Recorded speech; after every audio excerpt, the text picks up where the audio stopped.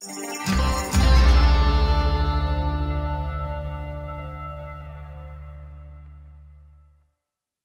so glad to have Alex with us. He sure has been a lot of help, and I thank God for sending him to help us out there. I sure am glad to be back too. Well, Alex, from just kind of being around and going here and there and yonder and all, based like from this past year over 2014, is there anything that, you know, that just kind of stands out to you that maybe kind of jogged your mind, or, you know, caused something to stand out for any reason whatsoever that you would like to share? I mean, we probably have touched on a lot of things, but I was just gonna talk about earlier that y'all already talked about it, just them letters from them two, from the two other young men, and you know, when we've gone around here at the year end talking to other churches, and Mama talks about those letters, and it's kind of saying, well, here's the Wild Horse Ministries reaching out and touching, whether it's with the Bibles or DVDs or whatever it might be, and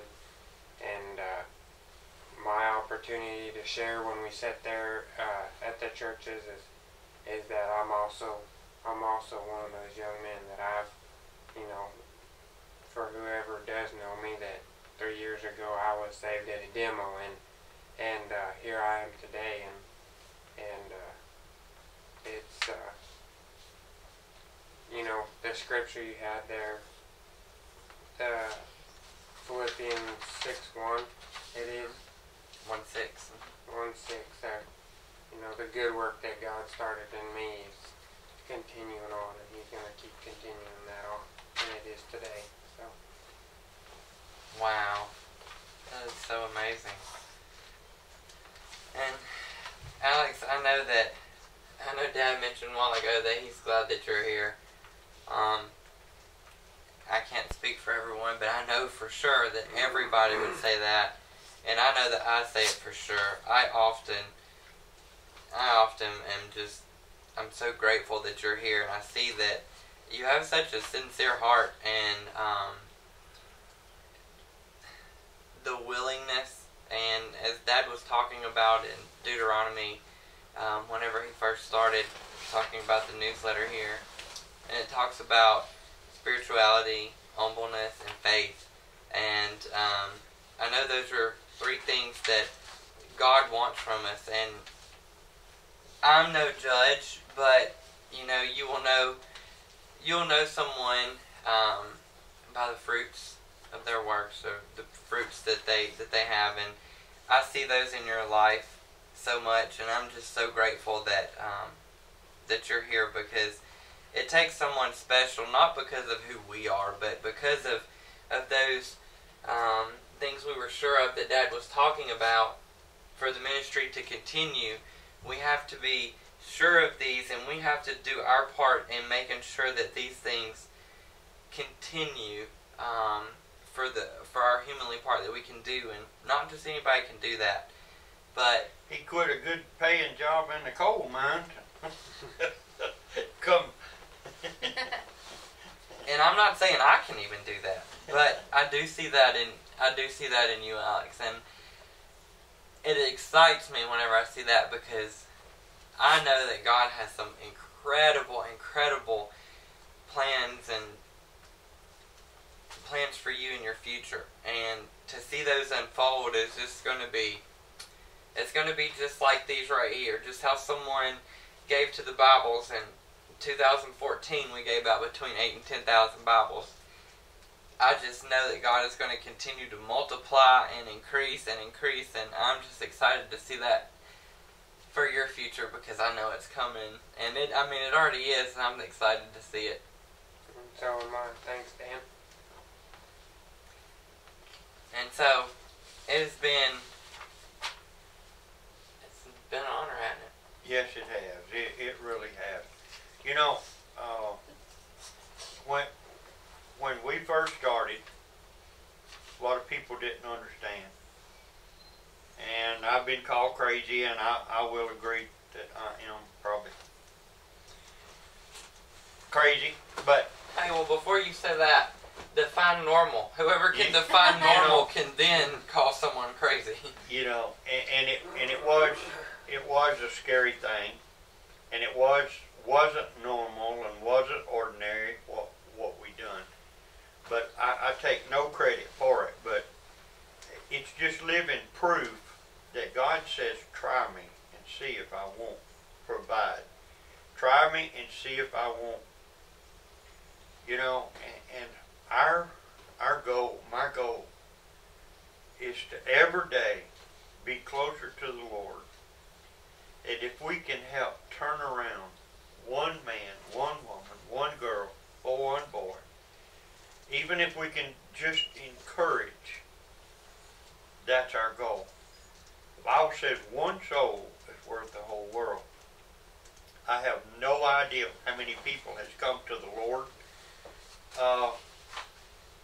because I haven't saved one of them. God has done all of the saving. He just says, you bring them to me, and I'll do the rest. You know, glancing back over the year, back in September, we had been gone for 2 or 3 months, and while we were gone, God just kind of impressed that I want you to do something at your house down at the end of the arena. And I said, well, what you want to do, God? And he just said, you just get it together, and I'll show up. Well, I wrestled with it for a long time, and then I talked to my family about it, talked to y'all about it, and y'all said, well, sure, go for it. Well, what are we going to do? I don't know. But God says, you start something, and I'll show it up. I'll show up. So, in September,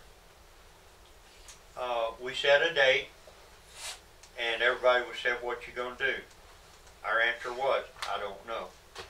And that's kind of, it's kind of humiliating when you're going to have an event. People ask you, what are you going to do? And then you say, I don't know. But that was the truth, you know. And I said, well, God, who's the speakers? Who do you want to get? He said, I'll tell you when the time comes. And then, of course, normally you have singers. Well, God, what singers do you want? And every door was closed, so evidently we figured out God didn't want singers. And so here it come, and all he just said was, you just start, and I will show up. And you know, God, what are we supposed to do? Well, God said, feed the people. Well, Mom had supper, and we had there, and then we started. And when we started, I got up there and I told them, I said, if people would come, and they came from, some of them drove 6 or 7 hours to get here, you know, and they said, what are you going to do? And I said, I don't know. Let's just pray. Let's just pray. So anyway, I got up there and I said, folks, I don't know what we're going to do, but we're just going to brag on Jesus.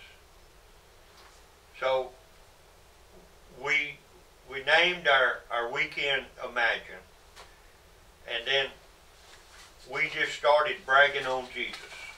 We just started bragging on Jesus. I found a song that said bragging on Jesus. That was the name of it, gospel song. I just put it on, and we passed the mic around and just got people bragging on Jesus. And I'm telling you,